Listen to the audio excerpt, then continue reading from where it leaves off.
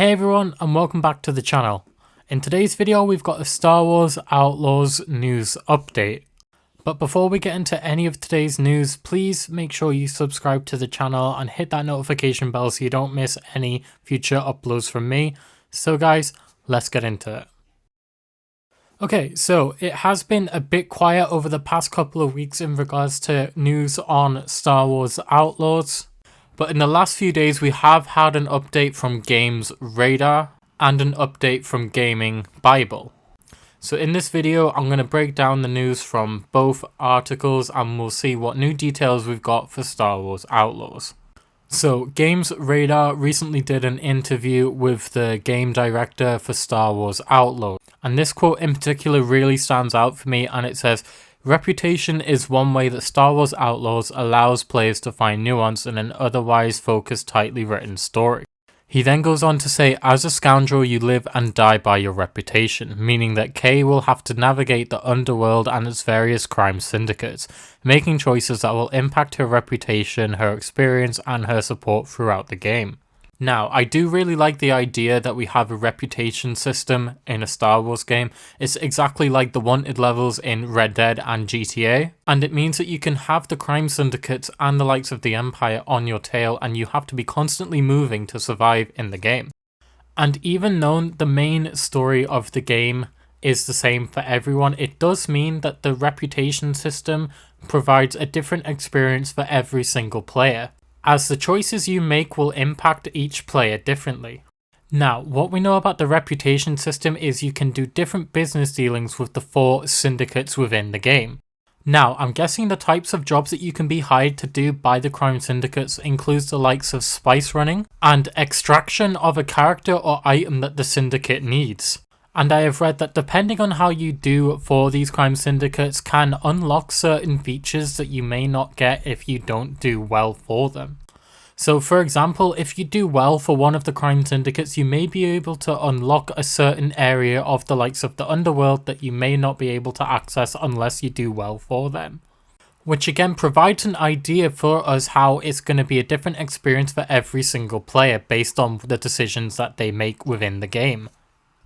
Now, Games Radar went on to say this in the article about the reputation system. "In short, it sounds like getting into a certain faction's good books might earn you another's ire, proving that no good deed or petty crime in a galaxy far, far away will go unpunished in this upcoming Star Wars game." I do actually think this is a really interesting idea, and if it's done well, this could be brilliant for the game. The fact that you could do a certain job for a crime syndicate, and just by you doing that job could get you hunted down or a bounty set on you by another one.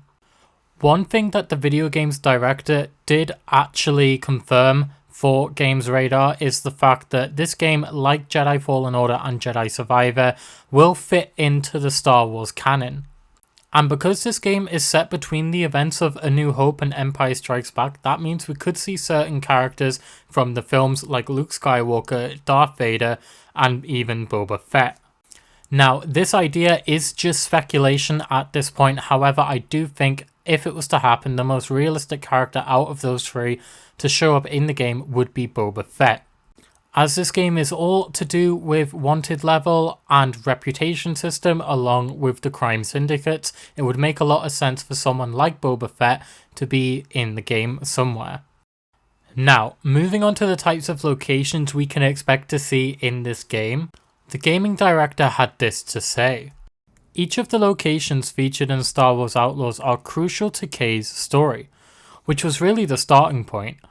He says, "Then we evaluated the locations based on their themes and the gameplay opportunities they presented, ensuring each had a strong, thriving underworld that would offer unique and interesting situations for a new outlaw such as Kay." Now, we did get confirmation that Tatooine will be one of the planets in the game, as well as a brand new planet that has been specifically created for Kay's story in Star Wars Outlaws. The article states that the reputation system goes hand in hand with massive location-specific storytelling. It all sounds like it makes for a greater sense of depth and immersion, whether you're exploring familiar territories or brand new ones created for Star Wars Outlaws specifically. And the article closes with this final statement. Even if small choices in games don't lead to one of many multiple endings, they can grant you the freedom to play your own way across a range of unique locations and set pieces. Star Wars Outlaws sounds like it's promising precisely that. Kay can be an honourable scoundrel or an absolute menace on the run from every syndicate in town. And that will be your call to make as the player when the game launches later this year. Next up, we are moving on to the Gaming Bible's article on when this game may be releasing and how it could be a lot sooner than we all expected it to be.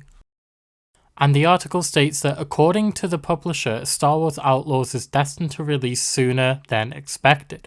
After witnessing delays for Skull and Bones for what feels like the 100th time, as well as delayed for the launch of Avatar Frontiers of Pandora, we've been doubtful about this launch. However, Ubisoft is reportedly on target to release the upcoming RPG at some point during Q1 and Q2 of 2024. It then goes on to say that the announcement could come any day now. However, while Ubisoft hasn't alerted anyone to a delay just yet, the fact that so many of its other titles have been delayed makes us worry the first half of 2024 is a generous estimation. The article then goes on to talk about all the other things I've mentioned in today's video already, so this actually sounds pretty promising in regards to a release date. As long as there's no delays, it looks like it's going to be the first to second quarter of 2024. However, it was originally rumoured it would be around the November-December time of 2024, but if it is delayed, I wouldn't worry too much about it, as in the past there's been many games that have been rushed out early or to hit a deadline and they've been released in a terrible state, and the reputation of the game has gone right down, and it's been a recovery mission to fix the game and get it back to the state it should have been in when it launched. So if the game is delayed, see it as a good thing that Ubisoft and Massive Entertainment don't want to rush things. They want to get the game right and release it in a really good state.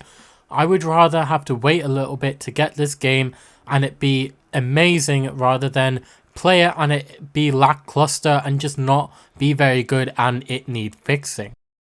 But that is it for today's video, guys. If you did enjoy it, make sure you like the video and subscribe to the channel. It would really help me out.